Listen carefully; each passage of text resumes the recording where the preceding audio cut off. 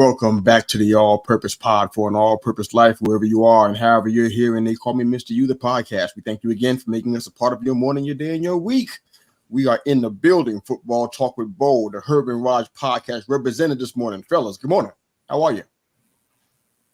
Doing good. Good morning. Doing good. You all right? Hello. we were both waiting for the other person to go first, and then we realized the other person wasn't going, so then we talked at the same time. So we are in sync. This is a league of gentlemen. This is a league of gentlemen. That's what this is.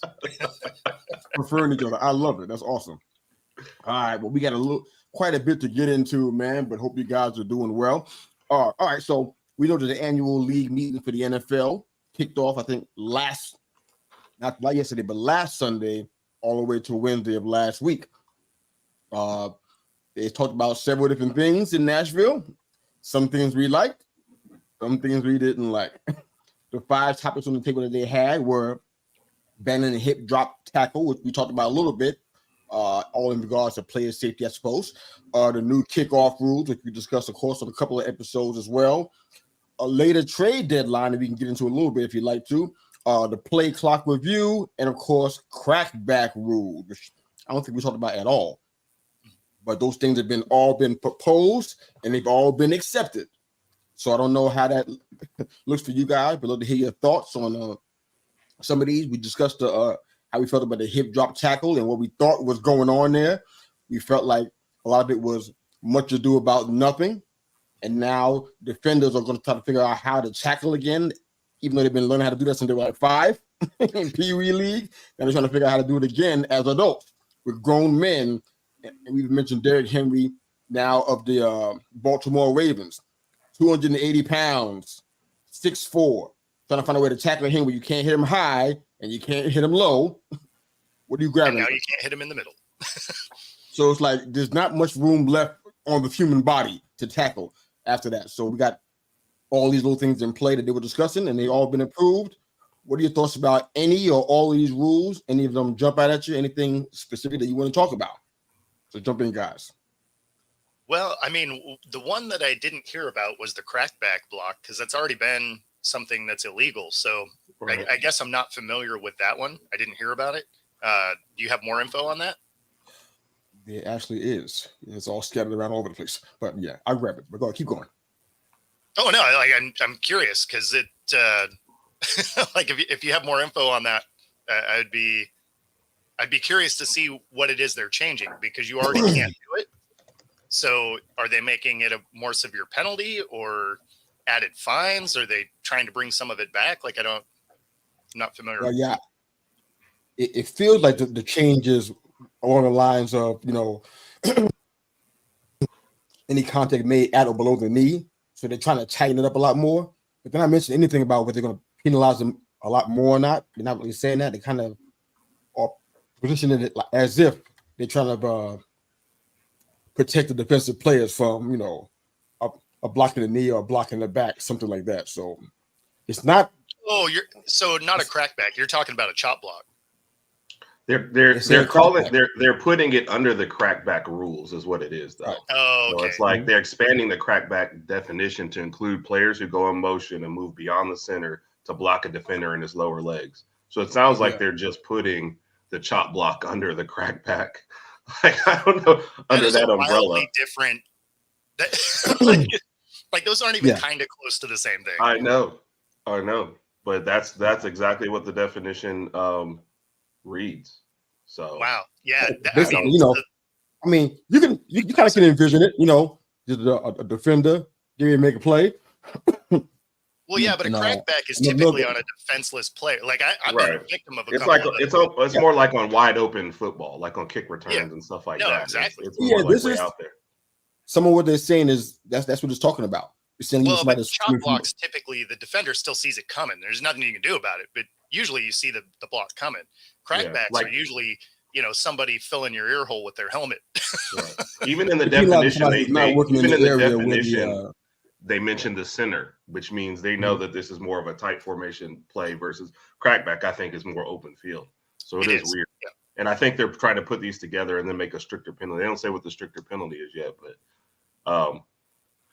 I don't know why they don't just say they're just making more. It's like they want to just have one definition and put everything in it, and then have a strict penalty so they can call it all the same. I guess. Let me help out a little bit. Let me read what portion of one of the reports and what it's saying. And if you feel like that doesn't clarify it, we can keep on moving. No need for us to reinvent the wheel. But it says the proposed change would expand the rule to include players who go in motion and move beyond the center to block a defender at or below the knee. Under the current rule, for example, a receiver in motion could sprint across the backfield and hit a defender on the edge at the knees legally because he isn't working toward the middle of the field. So if that doesn't help at all, it's fine. We can do the train. No. It's just a weird designation to put it with the crackback because it's a wildly different block. I mean, they could have just said chop blocks are not legal anymore. I feel like that would have had much more clarity than you're including something at the knees in a crackback because it's just by definition a very different block. But like there's not a problem with them blocking it. I mean, adding it, it's just the name for it doesn't make sense. That's all I was saying. But, I feel like out of all of the topics they had, that was probably the most important one on the docket. That was probably the last one that they dealt with. You knew chop blocks were going to go away though, because the potential for knee injuries are really high. Right. Yeah, they can change the turf as well too. That'll help out with some of that stuff too. But yeah, they ain't that's not something that wasn't on the docket apparently. I didn't see that in the in all the proposals, but that's another story. They don't care. Yeah, and they got also the play clock review was also discussed too. For me, I don't have a lot to say there except to say that what it does is it creates more stoppages, more opportunity for refs to throw the flag. And I think it was the past 3 years. I know I was a complainant in that regard, that it's like the referees were kind of taking the spotlight and trying to make it about them. So this does not help that. This kind of adds more fuel to that fire. So I'm not super thrilled about that part, but the later trade deadline part, what do you guys think about that one? Week 10 instead of week 8. I think that it gives you a chance to, in some cases, tank, and I have one example of that I saw last year, and we'll see it even play out in the draft. And I felt like that kind of thing could be more of a recurring theme. So how you guys feel about the later trade deadline?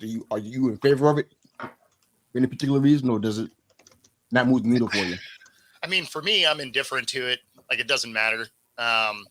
Okay. You knew that it was probably going to change with them adding games, and ultimately probably going to go to an 18-game season. So you knew that at some point it was probably going to change from week 8 to something else. So adding a week or two, that makes sense because they're extending the season. So it doesn't bother me, but I just don't care either way. Like, because after the trade deadline, you can't trade with other teams, but there's free agents that you can go pick up. I mean, you can pick up players all year. So, I mean, it's not really going to change much. Right. And so it's officially moved to week 9 for next year already. Yeah. And so then, except from week 10 to week 8. Yeah. I mean, from week, you know what I mean? Yeah. No. So it's week 9 coming this next year. It may go to week 10 when they do the 18-game season, because everything they're doing makes it look like that's on the horizon. Right. That's not what they had in the report, but that's fine. That's just splitting hairs. No, I mean, that's what I'm looking it up, and it says they actually voted to get it to week 9. So I guess week 10 is eventually the same. Yeah. Okay. Yeah. For me, it doesn't really bother me. I guess only thing I think about is because, I know we all love football, so I'm not separating myself from you guys. We all love the sport. We talk about it all year round, and we make that happen as much as we can. You know what I'm saying? But I care about the competitive part of it. And I look at the situation that Washington had last year before they implemented this new trade deadline. They had 2 guys that were deciding which one they're going to keep, which one they're going to let go, and that was Montez Sweat and Chase Young. They decided to trade both of them. They were both on expiring contracts. So they gained draft capital by doing that. I think it was the 3rd or something for Young, and forgot what it was for Sweat. But they went winless after week 9, so they played almost 8 or 9 weeks. I guess that's about what it was, without a win, and they were awarded the number 2 pick for that. And it's like, imagine if multiple teams do that same thing. That's not going to be I mean, people in fantasy football are going to hate that because they know that, it's going to be an impact to them winning the fantasy championship. But for us as fans, watching a game that we love and looking for the competition, even toward the end of the year, we know the playoffs are going to be competitive because the best teams are going to be in it, theoretically. That's how it should happen. But those weeks leading up to that, week 9, week 10, that's still football time for us. We're still watching that. We still care who wins and who loses. And these guys are going to potentially have the ability, if they decide to do that, to tank because they don't have a late. I mean, for your fantasy guys, though, if you're picking up players on a team that's going to have the first or second overall pick, you ain't winning your championship. Those teams about to get smoked all the time. So, I mean, if nothing else, the guys that you have on that team, if they get traded, might start playing better on a different team. Okay. That's the fantasy perspective. That's fine. I played for 15 years, so I know how it works. So I know all the ins and outs of it. That's why I don't do it anymore. As far as the competitive part, it's like, that's not football that I want to see. I mean, and we know it's hypocritical to say anything different because every time we see a game on a TNF, I won't name teams, I want to insult them, but you know who I'm talking about. The kind of team that be on TNF, and it's like, wow, I'm struggling to decide if I'm going to watch this game or not. Who wants to see that stuff with guys that are legit tanking, giving everybody away to get draft capital for the upcoming draft? You don't want to watch those games. I don't care what you say. It's no different. It's equal to the third week of preseason. It's not going to be great looking, and you're not going to be excited about it, and it's going to take eyes off it. So I don't know if this is a good thing in that regard, but maybe, like you said, maybe not need a few at all. But for me, this is me talking now. This is me just talking about me. Yeah. I don't want to see that. I want to see competitive football, especially going into it's about momentum. I want to see momentum going into the playoffs, not a big hole, a big 8-week hole, and then we have playoff. No, I want to see momentum. I want to see good football going in there, and guys gutting it out, not quit. Well, I think you're talking about two different teams here, though, because you're talking about teams that are falling apart and teams that are trying to get in the playoffs. So, like, if a team that's getting in the playoffs, they're going to make a trade so they can add that piece to get them over the hump. And the bad teams, they're sellers, right? They're sellers at the deadline. They are currently. And that's because they're like, okay, we're obviously not going to make it. We're fourth in our division. We gotta reload for whatever next year is. If nothing else, a later deadline probably increases your trade value with a team because as every week goes by, injuries happen, right? So there is a potential that more teams need a guy that you have. And if you're a seller at the deadline and now you have multiple teams with guys that are injured or someone that needs a piece, you might actually get some extra draft capital that you otherwise might not have. Right. And those teams that are typically selling off like that, you weren't watching on TV anyway. And at some point for those teams, you have to protect your long-term versus your short-term. So. Exactly. Well, and that's why they throw those teams on Thursday night, because they know you're going to watch anyway because it's the only game on. Oh, God. That works in theory. I've turned the channel a couple of times. You do, but not most of it. Yeah. Yeah, ratings say that Thursday night does fine. Yep. Some stuff is really hard to watch. Yeah, no, I mean, the Commanders versus Patriots last year was, that's a tough game. You're just like, everybody they played at TNF. It was like the same thing. Yeah, my favorite thing is they'll blame that on Thursday night. Oh, it was awful. No, it's awful because you guys are bad. Like, let's not. I mean, when that game just happened to be that those bad games would happen on TNF though. That's the part that those bad games are bad games regardless of the trade deadline. So exactly. Well, and I mean, that's probably the best thing about Thursday night is Al Michaels clearly doesn't care anymore. Yeah. He's just up. Like, this game is terrible. You're just like, yes, it is. Yeah. He's going to start showing up in a bathrobe or something just to show you how little he's worried about the whole thing. Blow drying his hair in the booth in the middle of the game. Some guys get all the luck. Yeah. But there was a few other proposals also. You guys hear about the one with the third replay challenge? Not sure. You heard about that one? If you have two successful challenges, Head coach You can only make a have to have third. one. Only one of them has to be successful to get the Not third. what it's saying. I ain't making this stuff up, so we gotta make sure we get on the same page with what we're reading here. Because So the existing rule is you have to win them both to get a third, and the way that they're trying to change it is if you win any of them, you get a third. So basically, if you win one, you don't lose the challenge you just used, right? So then you'd get that third challenge. You still only end up with 3, but the way it currently works is if you win both, you get an extra one. Right. Okay. All right. Good morning, West Coast Win. Thanks for joining us, sir. Did you guys watch any March Madness yet? Did you? Of course. The Final Four. Now, have you watched anything? I know. Well, I know. Bama watched something. I've watched a little bit. I watched a little bit.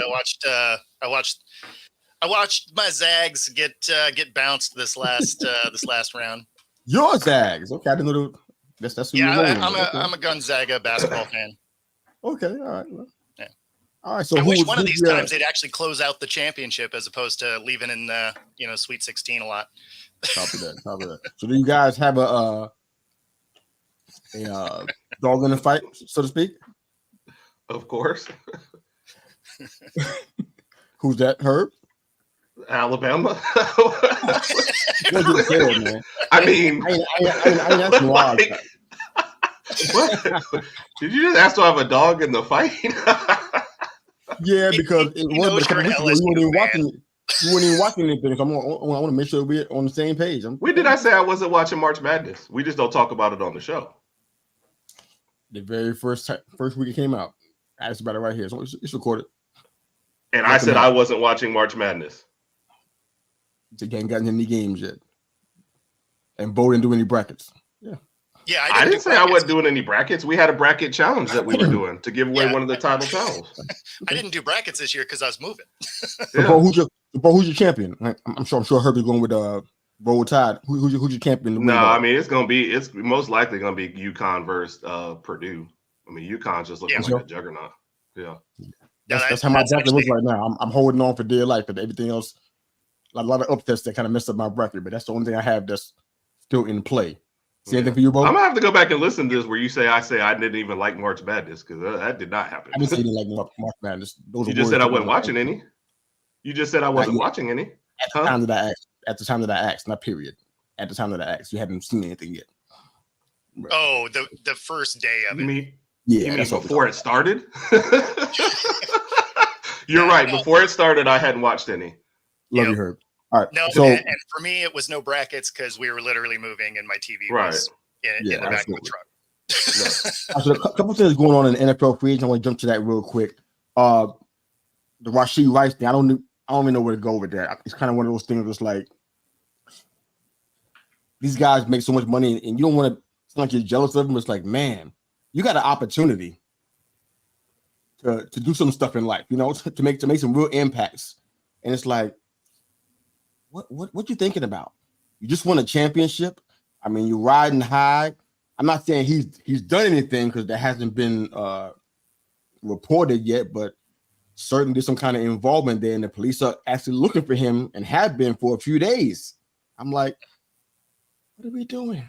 So every day that they look for you just makes it look worse for you. Oh yeah. Again? I said every day that they're looking for you just makes it look worse for you. Like if you've done nothing and you weren't in that car, then like this should be cleared up by now. But if they're still looking, seems like you're hiding, Yeah. Yeah. Well, so the report this morning is he has retained legal counsel. Mm-hmm. So I would imagine that he's going to be advised to turn himself in here, real soon. Yeah. So all right. Unless you guys got something else on that one, that's just a current story. I want to go ahead and drop real quick. Anything else on that? No, and then the other guy, I don't know why I'm mind blanking his name, that had the domestic abuse. He did actually turn himself in Florida.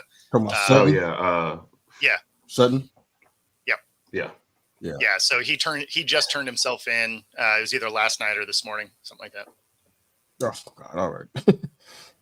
I read about the Texans trading out of the first round. Now that didn't, blow my mind per se. I know they got a couple of needs, especially at cornerback and defensive tackle, but they traded out because I think their philosophy is that they can get more value in the middle rounds.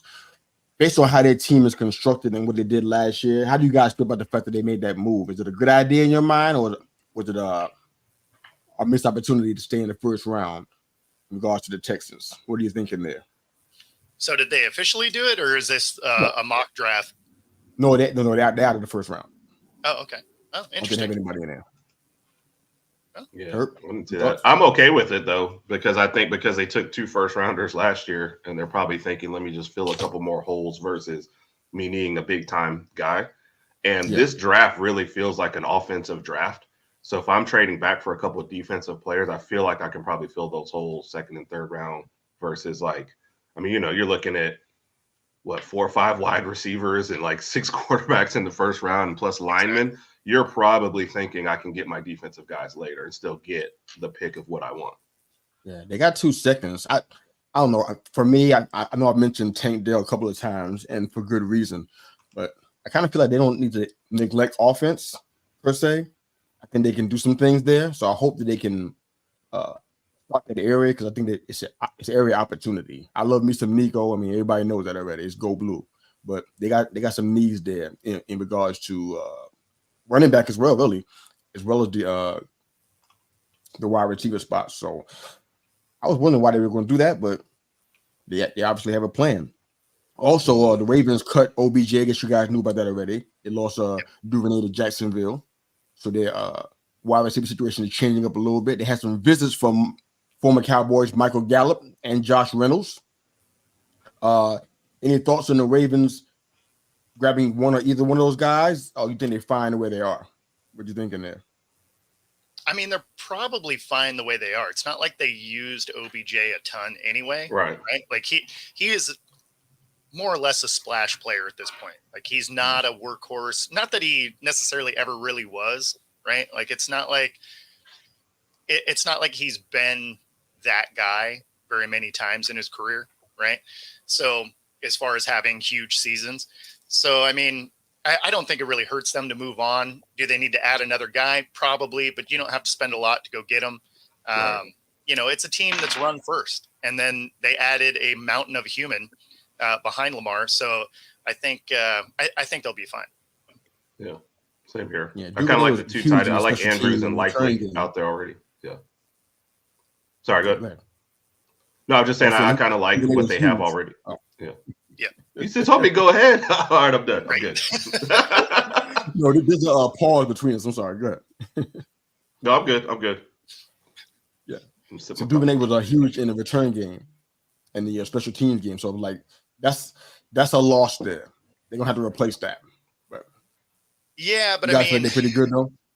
He had OBJ has a durability issue. Like that's kind of the thing is you don't know. Not only is he not going to be a huge part of your game, but you don't know how long you have him either. Realistically, they can probably pick up a cheaper speedster to fill up, the special teams roles, especially with the new kickoff rule. You're going to want a guy that's fast. Mm-hmm.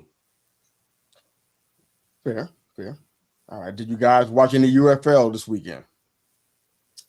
Just some highlights because Comcast/Xfinity is terrible.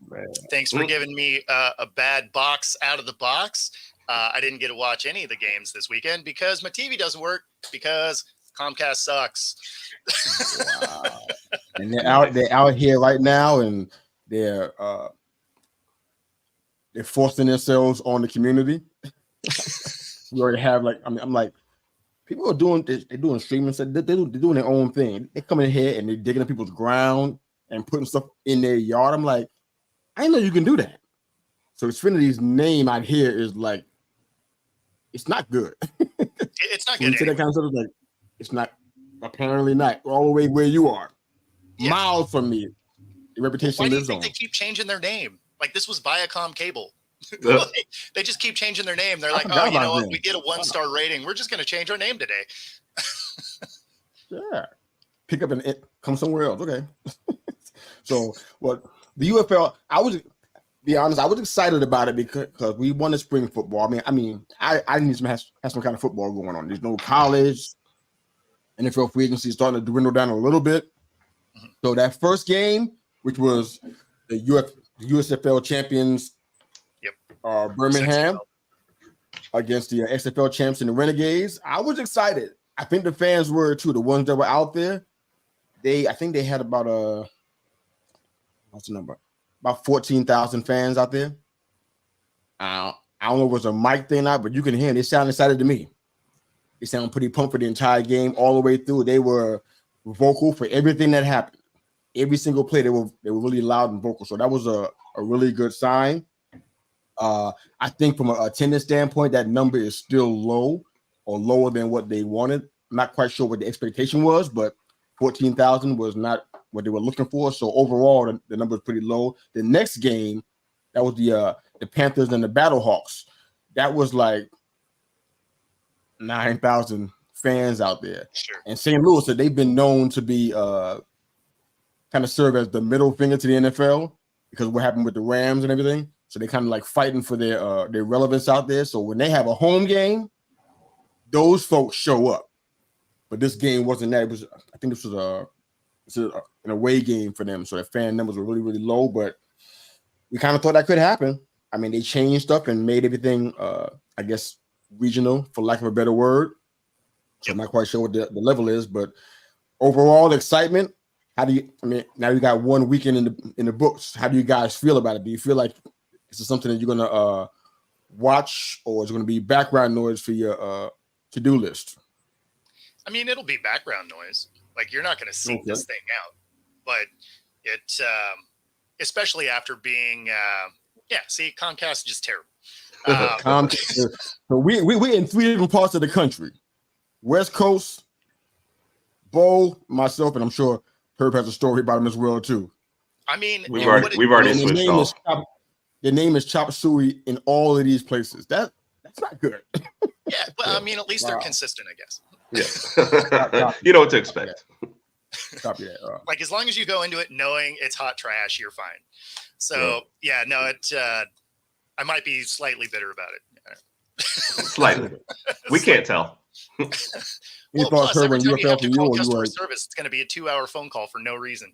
Yeah. So, but anyway, so on the UFL front, being regional hurts their sport for sure. There's going to be elements of it that are good. Like the 64-yard field goal to win a game the first weekend. Obviously, that's something huge. That kid will probably be on an NFL roster next year. So, it's plus he hit it twice, right? Like, they called a timeout and he drilled it, and then he came right back around and drilled it again. So, I mean, it's not like it was a one-off. He randomly hit from 64. The one that went through, he could have hit from 70. Like, it goes through the uprights and hit the net. So, I mean, it was a super competitive game, man. It was a good game. For sure. So I wonder if they're gonna be able to top that. Can they top that game for the rest of the season? That's what I'm wondering. About that game was, to me, that was like, it was really competitive. It was like I was watching. I was watching football. I don't mean to be insulting, but it was like I was watching the NFL. It was really good. Really good. I had to leave right before that field goal try. And I'm like, this is a bad time to leave out of this house, but I had to go. I had to get out of there. So I just like that you explained that, like the condescending dad. You're like, good job, Buckaroo. Like, I still love you, son. It really didn't mean it that way at all. I was excited about having spring football, at least for a few months, to kind of bide our time between now and then. Of course, the draft will be in the middle of that, and then heading into whatever preseason looks like. But yeah, I'm excited. I did watch some of the Birmingham game, but like honestly, I was cleaning the garage and I was switching back and forth between LSU women's tournament game, and it's just like I'm just not emotionally invested enough yet in the Birmingham game. Now, Big Mike and I are going to go to a couple games, so I'm going to give it a try. I do think something they probably never even thought of, though. Birmingham's first home game is the same weekend as Alabama's spring game. And it's like, that's just not something I would have scheduled down here. Like, I would have scheduled around. I know Pro League is probably not thinking that, but we're an hour away from each other. Like, way more people are going to the spring game than are going to the Birmingham game. So that's something I probably would have worked around, because I would have loved to see the home opener. But it's just not. How far is Beeham from you? About an hour. No, I'm in Birmingham, But I'm saying that Tuscaloosa is an hour from here, and you're going to get a lot more people going to Tuscaloosa for the spring game than going to the Stallions game. I mean, that's just how it is down here. Yeah. So they rather travel an hour than stay local for the But I mean, you got a lot of people already in Tuscaloosa, but if you're in Birmingham and you have a choice between going to the Alabama spring game or going to the Birmingham Stallions game, you're going to the spring game. So yeah, you'd rather travel. I would rather travel an hour just to go see the team versus stay here for the Birmingham game. Yeah. Is what it is. I don't know what to say there. Yeah. Good morning, Raj. Thanks for joining us. I don't think I'm alone either, though. I think there's going to get a lot more people in Tuscaloosa that weekend than they are going to have here. So yeah, you have more than 14,000, won't you? Yeah. Easily. You have more than 14,000. Your point is made. Then if you got more than 14,000, that's. Oh yeah. Well, like both. I mean, we're going to get close to the 100,000. So we're gonna that number is going to be smoked. So if I was starting the league, I would have scheduled around it. So really, what the question is what's the over under on 5,000 for the UFL game? I mean, that's tough. 5, I just don't think it's going to be indicative of like the rest of the season because I'll be at games later, but you have to schedule around certain events.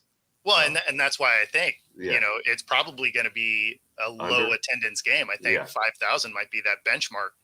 Like it could be right around that number. I agree. The numbers that's going to be bad then. Yeah.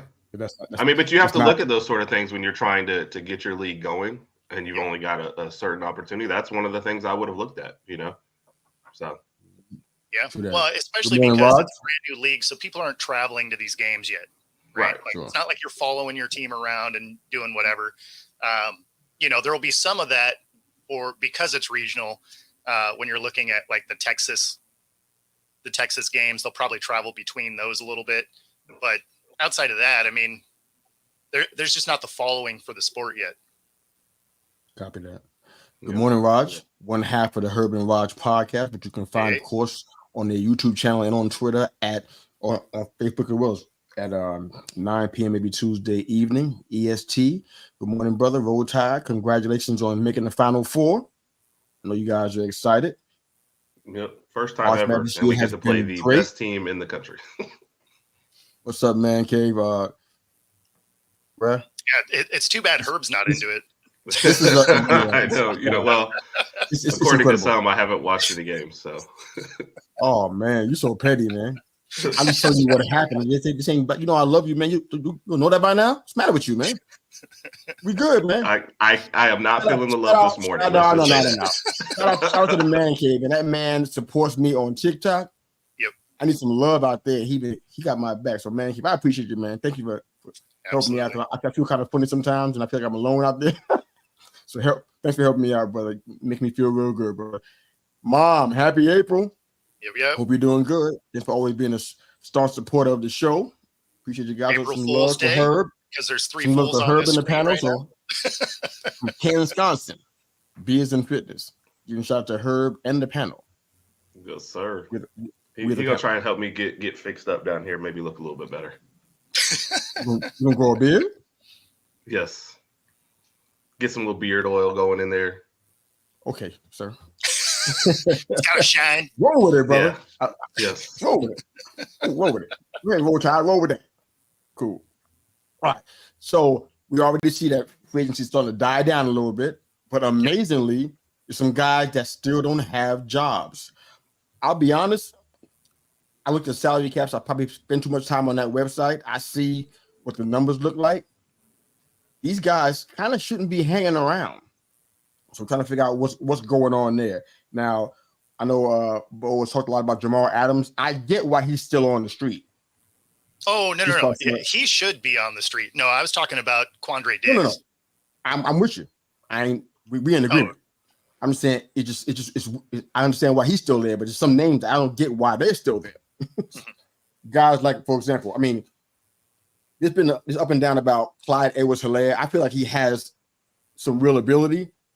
I don't know why it didn't work out with a championship team. I think maybe it could have just been injuries because there was some of that going on there. I don't know what was going on there.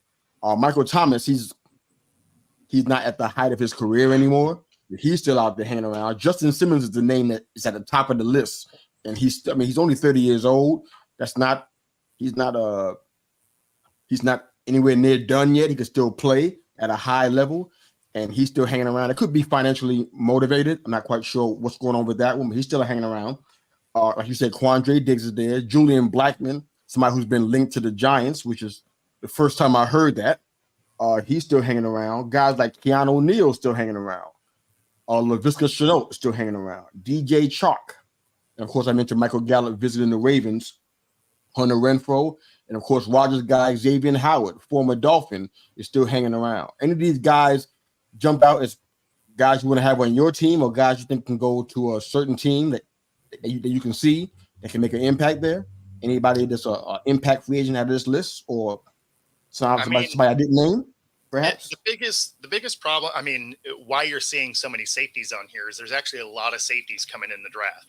Mm-hmm. Okay. And you're going to be able to get them later. So even though these guys aren't that old, right? Guys like Quandre Diggs, I think he's 30, right? Might be 31. I don't know, something like that. So I mean, just turned 31. Yeah. So there we go. And then but multiple time Pro Bowler, like good player. So, but the thing is you can get a safety out of the draft for nothing because you're probably going to pick them up in second, third round, something like that. So it's not like their contracts are going to be crazy. So, I mean, some of these make sense because of where the talent is in this draft coming up. Okay. So you'll see these guys get picked up probably after the draft at this point, because they're going to be like, okay, we didn't get our guy. This guy's still available. Let's do something. Zeke is interesting because the Cowboys have kicked the tires on him a couple of times already during this free agency period. Like they talk to him and then they stop and then talk to him again. Mostly it's interesting because you're going to get him for a vet minimum. Right. He worked well in the system. They need some cap friendly deals because they don't have any money. So, I mean, things like that could have made sense. But all that being said, he's still available. So, yeah, it almost feels like Dallas or nothing. J.K. Dobbins too. Yeah. Those two guys, I forgot about those guys. Yeah. So Kareem Hunt and J.K. Dobbins are also in that list, which is like, okay. Yeah, but as you recall, Hunt was out of a job for a portion of last season also. Yeah. He worked so well with Chubb, and when Chubb, it's like something changed there. Yeah, but I think with running backs. I think with running backs, though, you're probably going to get them so late in the draft and still have a good selection that maybe you're not searching free agency. You're waiting to see how that falls. So, yeah, I kind of want to see what happens. Oh, go ahead. Well, I kind of want to see what's going to happen with like a Hunter Renfrow, who seemed like the good possession receiver and just kind of fell out of favor with Raiders. I don't feel like he doesn't have anything left in the tank. You know what I mean? So. You're never going to sign him to be like your number one or maybe even your number two guy. But I just feel like he's somebody you can almost slot into any team and just say, look, I just need a possession guy. And here you go underneath. So, and is Michael Thomas just done? that's if you could pick him up as a slot receiver, it'd be amazing. Yeah. That's what I think about Hunter. So whatever reason it didn't work about Thomas. I don't know, man. Yeah. I mean, physically, I think something is definitely going on there because I mean, look how long he's been out. At first, it's not me. Yeah, there's like once a week on our street, man. It's crazy. Okay. It happens in the neighborhood as well too. It's like, and you always go outside to see if everybody's all right. It's always something. But with Thomas, at first I thought it was a ploy by him when he was his last couple of years with the Saints. I thought he was trying to like force his way out. I wasn't sure he was really, really injured. I couldn't tell. I was just speculating.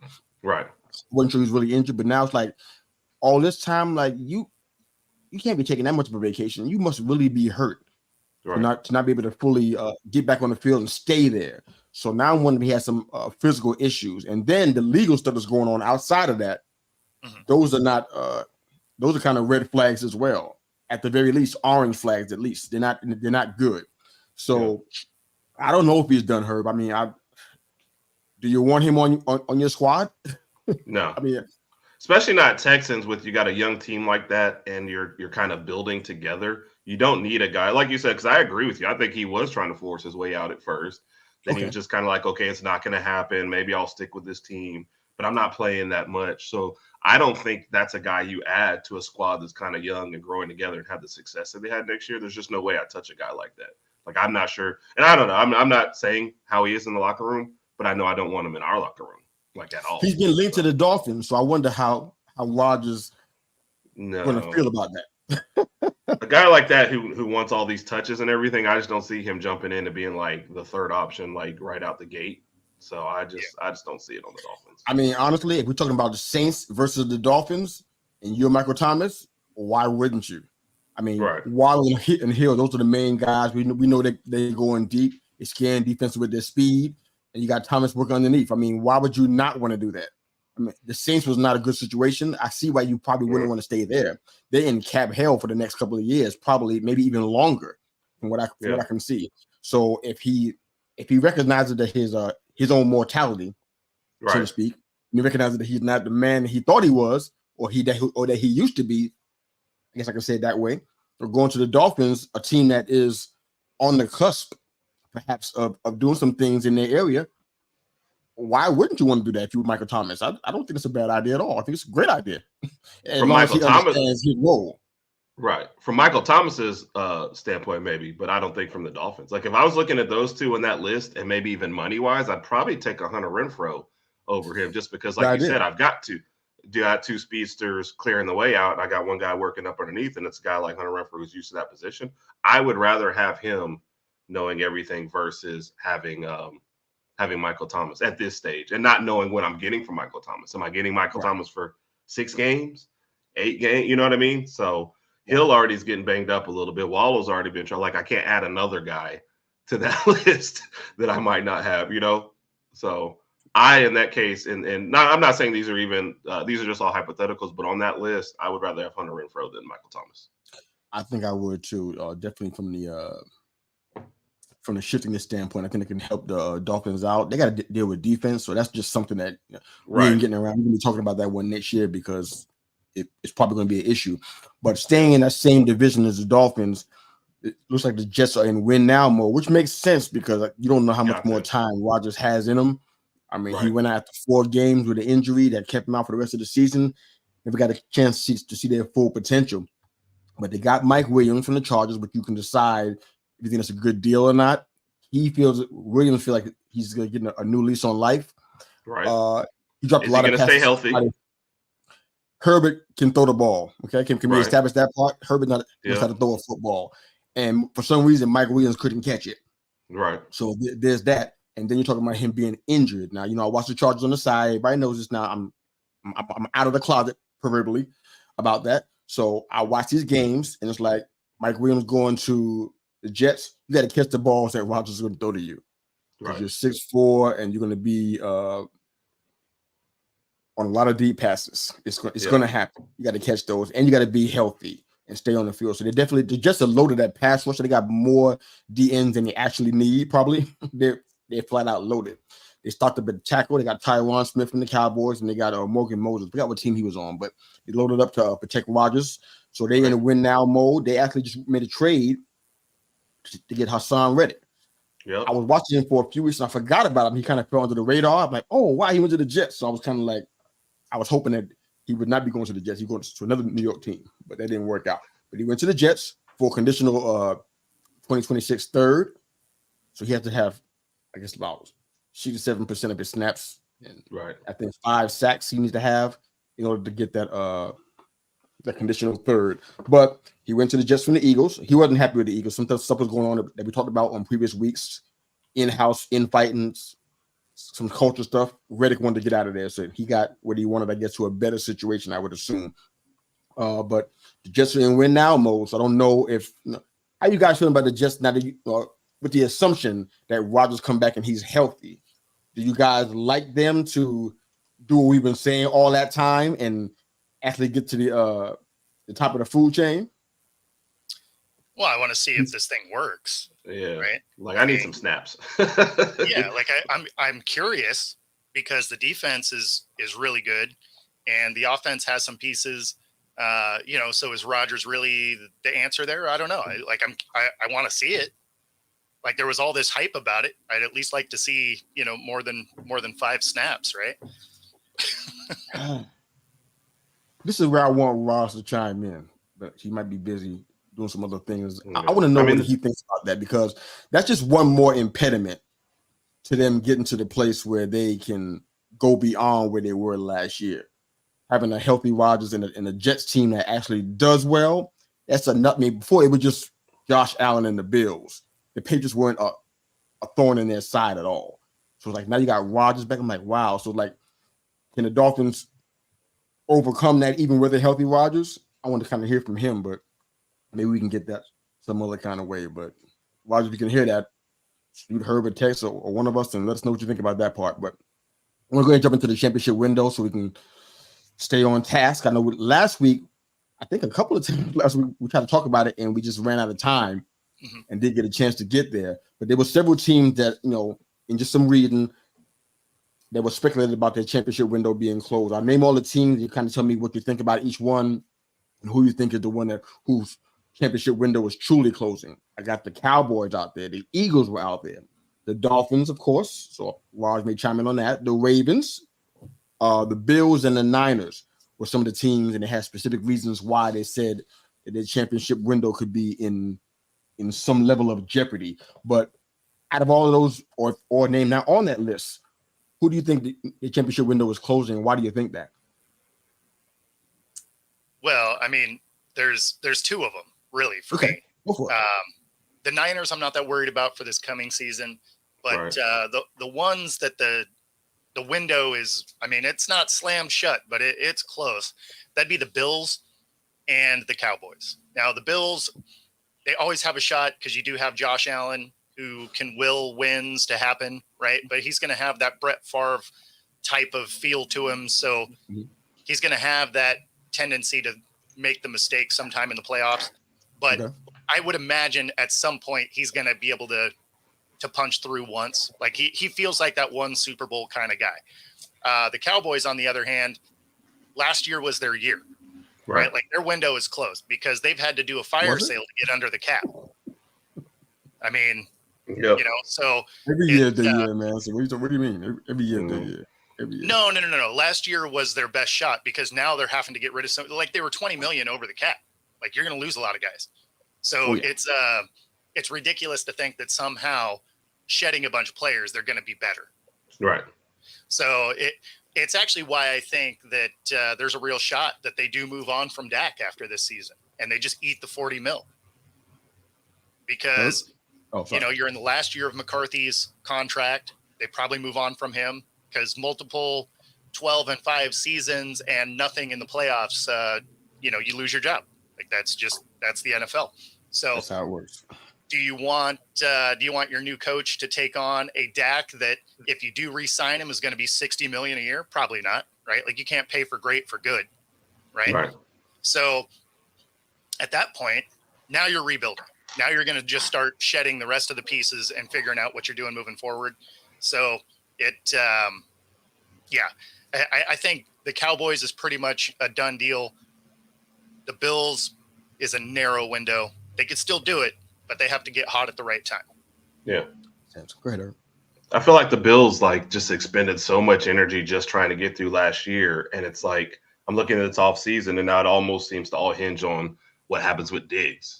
And if that situation falls apart, Buffalo's done, no matter what you got with Josh Allen. They still don't have a number two. I guess a great compliment to them. And then the division, possibly with the Jets coming up there and depending on if Miami fixes the offense, division's just going to get harder. Last year on their run, that's one thing they could at least count on was they beat Miami and they were usually going to handle the other teams. But Buffalo's in a tough position. So they were, and I hate to agree, but like Dallas would be the other person, man. You went all in, and like I told you, I love listening to the podcast where things aren't the greatest, just so I can hear. So I've been listening to a lot of Dallas Cowboys podcasts lately, and they're just like, "What are we doing?" We said all in, and we're doing the exact opposite. Like I said, they're bleeding players, and you're not. I mean, if you're kicking the tires on Zeke, you're just basically saying, "I have no idea what we're going into next year with." And so they're not going to get better. And no matter how well the regular season goes, they're not a playoff team anyway. So, I don't know that they're how I do. They did have a great season last year. I'll say that. Dak had one of his best regular seasons, but I was never going to believe in them winning. And now you're worse from a personnel standpoint. And a team that's win now, like you can't really be counting on the draft to prop you up. That's supposed to be for like, kind of now in your future. So I just don't know what they're picking up. Yeah. So no, you should listen to their mock draft too. Their guys are like, I guess we'll get this guy and that guy. So you were just good enough to get a late pick, and they're just like, which one of these two tackles do you want? And I'm like, I don't even recognize these names. So good luck with that, guys. No, I love the enthusiasm out of the Cowboys podcast because they're just like, you'll do. I guess, see, right? It's not. It's their collective fault. Because they keep doing this. They go into the preseason and they keep announcing themselves as the next Super Bowl champion, and there hadn't even been a game. They haven't even started a preseason game yet. They're doing that all on paper or post draft, and they're just making themselves the champions, and then it doesn't happen. It hasn't happened since 1995 when they were in the. The team a championship they game. had a lot of talent last year. NFC championship game since 1995. Understand the perspective. That was the year before I was married, man. 28 years ago. Oh yeah, and they haven't done it. And they've won two playoff games because the roster's been stacked. Yeah, the roster has been stacked. Last year was a great talent. Yeah, but last year was one of their best. If you weren't going to get it done last year, then I just don't see what's happening. That's why I say they were more complete than they had been in a long time. Yeah, in my humble opinion. Yeah. Now the team, and you started off with a home game against the 7 seed. Like it doesn't get any better than that for you. No, exactly. The team that looks like they're actually all in is the Steelers, though. Yeah, like they're making moves that looks like they're trying to win because they're adding defensive pieces, they're adding offensive pieces, they're adding special teams. They're just like, you know what, we're going to be competitive in this division because they already had a good defense, right? So now you get competent quarterback play. I'm not seeing either one of them are elite, but they're going to be better than Mason Rudolph and Trubisky, right? So you didn't even mention Kenny Pickett. The disrespect. You didn't mention Kenny Pickett. Well, he didn't play that much. Like if you're losing your spot to Trubisky and Rudolph, how much respect do you want? I'm gonna say you could have just said the man's name, made him feel good. He was on the team. He was there. He was the starter. He lost his job because of injury, and then they just wouldn't let him get back out there. It wasn't because Trubisky outplayed him. Well, Trubisky didn't outplay anyone. That's the thing is they thought they had a better chance to win by keeping him on the bench. So that doesn't say good things. But in any event, you got a couple of guys that are going to play better than the trio they had last year. They do add some pieces. I think that can be a dangerous team. If they at least look like they're trying to win, whereas when you're watching the Cowboys, you're like, what are you doing? Honestly, the Cowboys and the Bills, that is the epitome of low-hanging fruit. Absolutely. Yeah. Those are the two teams that have to come to mind. I get why some of the other teams are being named in this. I get it. You may not agree, but I get why the Ravens and the Dolphins names are in this list. The Dolphins for sure, because their defense is gone. I get why. Yeah. These people, I don't know who's writing this stuff, but it's like they kind of just waiting for a tour. Like this is, you're a first round pick in 2020. This you better get this done, or they're gonna have to start looking for your replacement. That's how they're talking. I don't know if Raj feels that same way or not, because he's a diehard Dolphins fan. Not sure that's how he feels, but that is the talk. It's been a talk like that for quite a while now. I'd even say even since 2021, they've been saying that kind of stuff. So it's been a while. With the Ravens, what are they talking about? The playoff win on Lamar Jackson's resume, and it's like that you can't ignore that kind of stuff because okay, so if you go to have an awesome regular season, and we've seen that with the Cowboys and who else? Someone had an awesome regular season and they flamed out in the playoffs. Yeah, I'm going to go with this last loss was not on him though. That was solidly a coaching issue. No. I agree with that. We talked about it on multiple shows. Yeah, we knew that. Yeah. We definitely saw that. But it's like but that's what people judge that by. And nobody can say, you know what? It was my coaching is the reason why. You go ahead and fire me. When's that ever happen? Never. Right. They put the blame on somebody else, whether it be a player or even a quarterback, and they start bringing in their replacement. So the Ravens have their window isn't closed, but last year was rough to watch. Yeah. You just thought, you know what? I mean, I think Bo, you picked them to win the Super Bowl, I think, right? Or at least go to it, right? What's that? The Ravens. The Ravens in the Super Oh, the Bowl. Ravens. Yeah. I had them. I had them in the Super Bowl. Yeah. I don't know. Did I? I don't remember if I did, but that seemed like a very safe pick once the playoffs started. Like if you had told me they weren't going to run the ball at all against KC, maybe I picked different. But I mean, how'd you know? That was wild. Yeah, that was you know. How'd you know that was going to happen? I didn't know that. That is that's that clip from the movie. That's a bold strategy, Cotton. Yeah, that's how I hope it pays off. I mean, the defense held them scoreless for the whole second half, and you still don't win. I mean, I don't know how it gets much better for you. Kind of like the Dallas situation. I don't think their window is closed. I think they've made at least a decent pickup offense wise. Now, again, listening to podcasts, they're worried about the losses. I guess On what on the defense. line and defense wise, but And well, they should. I still think they have an opportunity. Now that their division's getting better, so that's or theoretically getting better, so that could be an impediment. But I don't think it's totally closed yet. But it's going to be a tougher road this year than it was last year. Of those It's 4 not teams, closed, they have the best shot. Right. It's not closed, but it's not wide open either. Right. The Dolphins are a crazy one because people keep waiting for Tua to fall apart. And they're just overlooking the fact that the couple of pieces that were good on the defense, they got rid of. Right. So it's like it was already a defense that had some issues, and now you're going to compound it by getting rid of the couple guys that you had. Yeah. How'd you let Wilkins? You find some way to keep that man on that field. Exactly. Yeah. Exactly. I don't get that. That's a guy to build around, and you just let him go. So yeah, I don't. Absolutely. The reason why I don't know if their championship door is closed, I don't know that it was ever open. Like I think they were kind of trying to peek in it, maybe. But I don't ever know that. Like I didn't consider them a championship team. Even going into this season, Rod was like, if we could win the division, get a home game, that's a win. But he wasn't counting on them to make the Super Bowl. So I don't think they're ready. Their window was more like the 1950s like wing window, the little triangle. Right?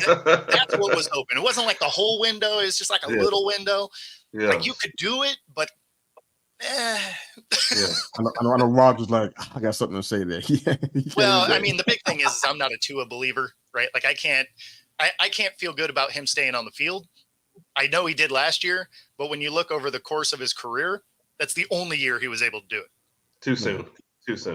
That's Alabama people have fair enough. Yeah. And real quick on the Eagles, we only got a couple of minutes left, but it's not NFC East stuff. I don't feel great about them. Just from as a football, right? I don't. Just as a football fan, what I saw last year, I'm like, ooh, that could be the beginning of a trend, or it could just be an abnormality that's going to change this season. You can't tell until the games start getting played and you start seeing what's happening. But that was not a great ending statistically. Right. Their last, I think I want to say 7 to 8 games, something like that. It was brutal.